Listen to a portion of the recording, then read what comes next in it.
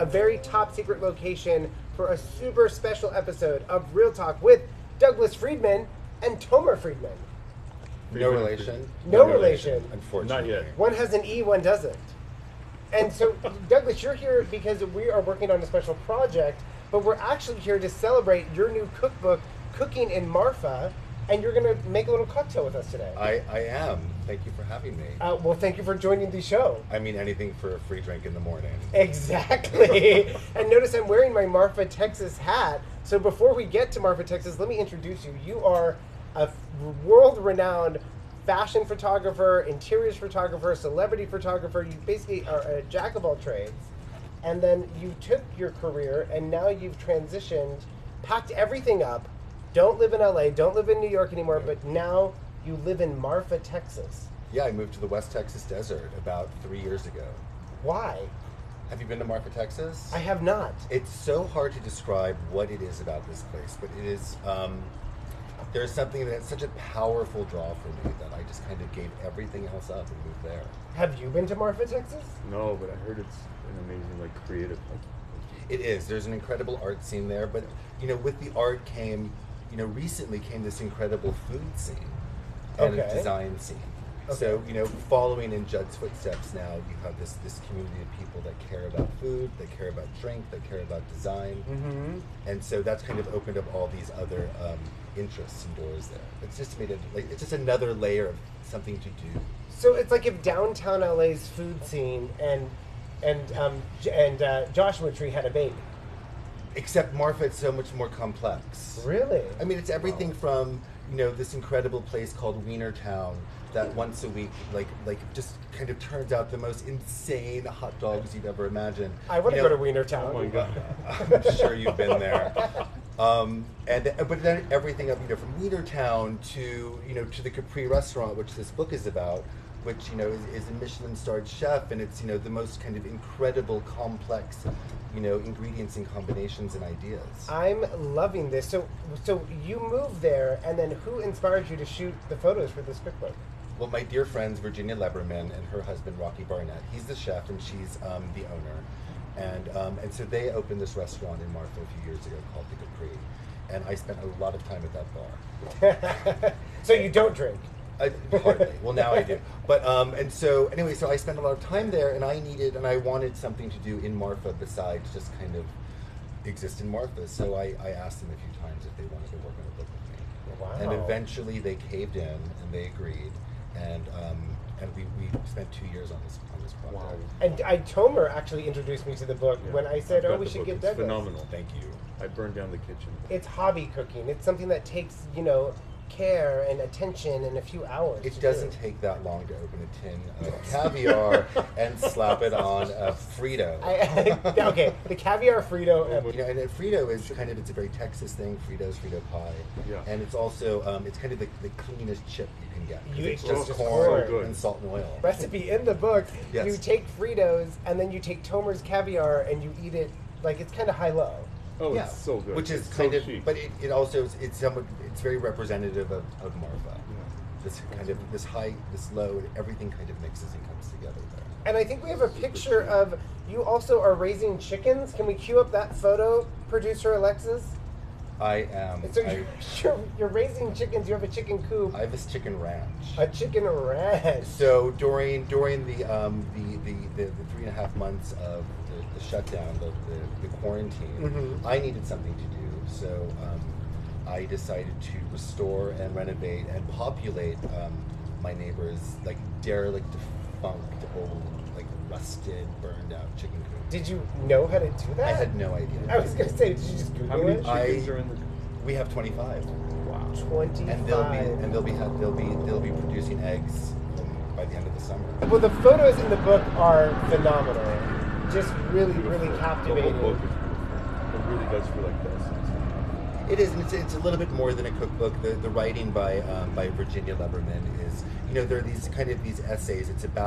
It's not just about the food that comes out of this restaurant, but it's about the techniques, the culture. It's about the culture. Yeah, because where we are is sometimes it's referred to as occupied northern Mexico as a joke, but but we are surrounded by Mexico on three sides. So you're in the Chihuahuan Desert. So the influences of Mexican culture and Mexican cuisine, are so strong, and it's a very kind of unique situation that we find ourselves in. Do they embrace that culture? Yes. Or are they like still fighting with immigration, or are they really embracing the kind of we call it Mexicali here in California? But it's so far different. Like there's nothing kind of Californian about.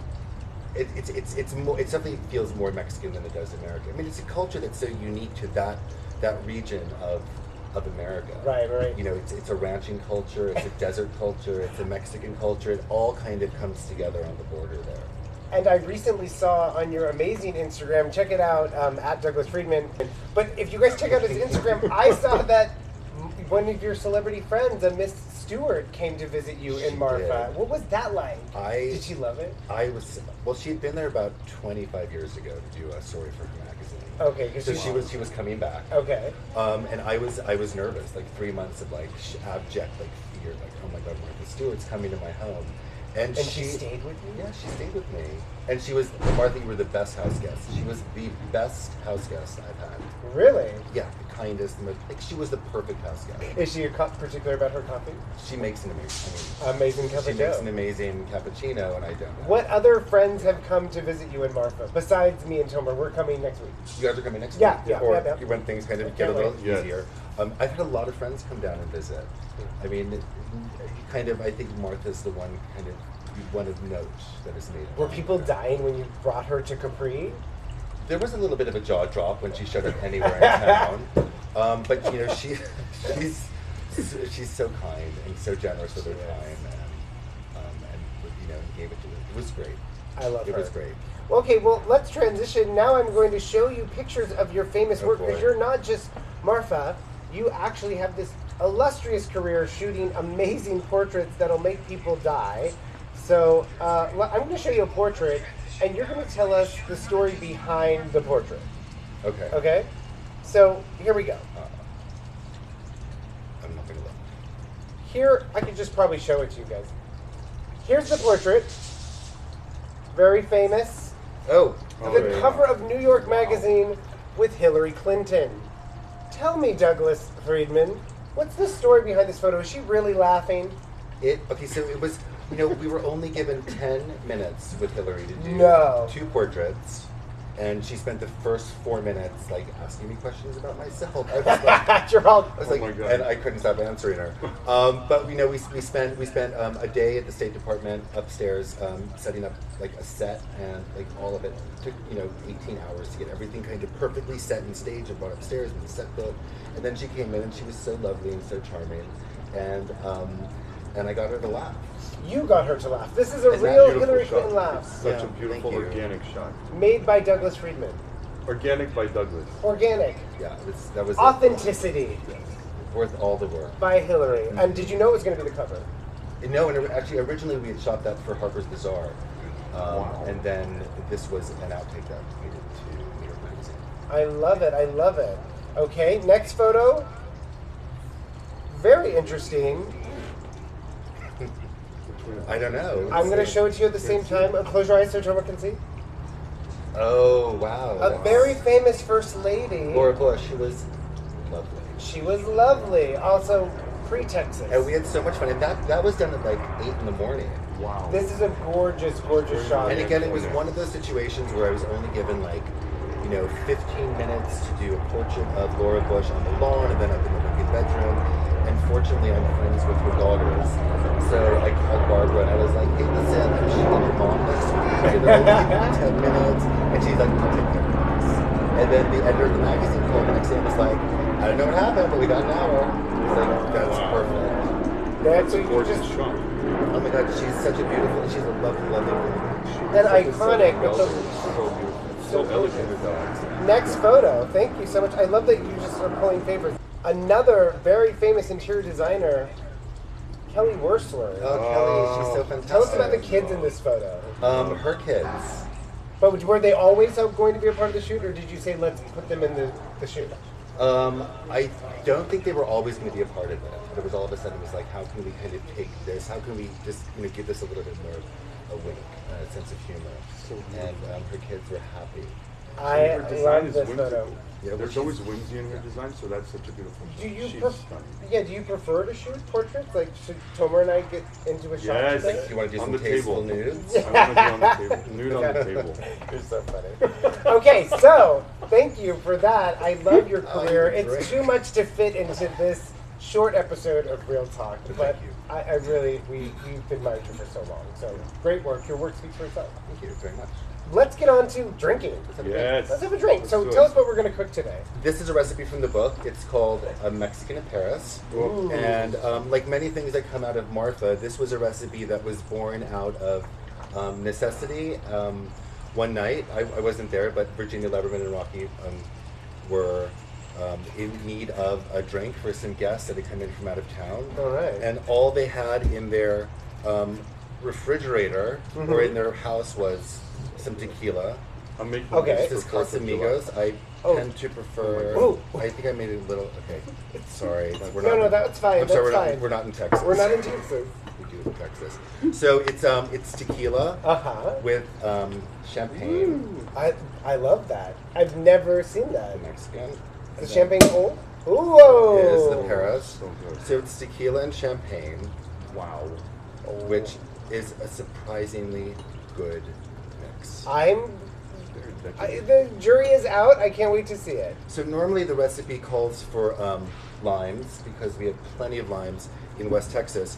But here in our secret location, we weren't able to find limes or lime bitters. So we can substitute with orange bitters because that's how the recipe was kind of created anyway. So Okay. anyway, so you would just do add a drop of bitters and then a twist. I'll pick this one. Okay. This one's for you. Okay. This one's for you. And we're having a Mexican in Paris. Oh, we love this. I am going to give a toast to Friedman and Friedman. Two Douglas Friedmans I'm very happy in my life, and to your new cookbook. Thank you so much. Cheers. Cheers. Cheers, everyone. Cheers. Cheers. Cheers. Cheers. Cheers, eyes. Oh, it's so good, isn't it? Oh my God. Right? It kills that Wow. harshness of tequila I know, it's really nice. with the Wow. champagne. And there's that little bit of citrus that just makes it go Oh my down God, that much that's- easier. I think I need more bitters. Would you like another? Absolutely. So they drink a lot This in is the Texas. best breakfast. This is my breakfast. It's Mine too. Yeah. Oh, cheers to that. Cheers, Yeah, more. Cheers. Cheers. Again. Secret location. Mm. You guys, this was so much fun. Yes, but before we end, Yeah. we have to give one of your cookbooks away to the audience that is watching. Are we good? Wow.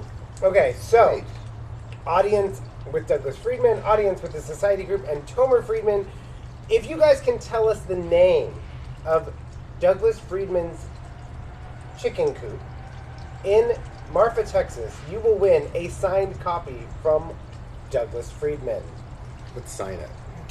He's going to sign it while you guys do not Google. I think you sign on like this page. Let's see if I That page. Do not Google, but his chicken coop that holds 25 chickens. What's your favorite chicken's name? Peter the Great. Peter the Actually, Great. maybe it's Wendy Goodhen. Do Or they all Dr. have Gray. I don't know. I named him after friends. Dr. Gray? Well, after Ellen Pompeo. Uh-huh. And Wendy Goodhen after Wendy Goodman, New York Magazine. Okay. So- And then Martha, well, the only rooster is Marfa Stewart.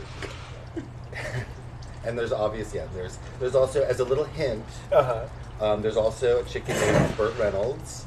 Oh And my there's God. one called Dolly Parton. Do we have the correct answer from the audience yet? Who was the first to answer it? Producer. The winner is The winner is Verluio Hurtado.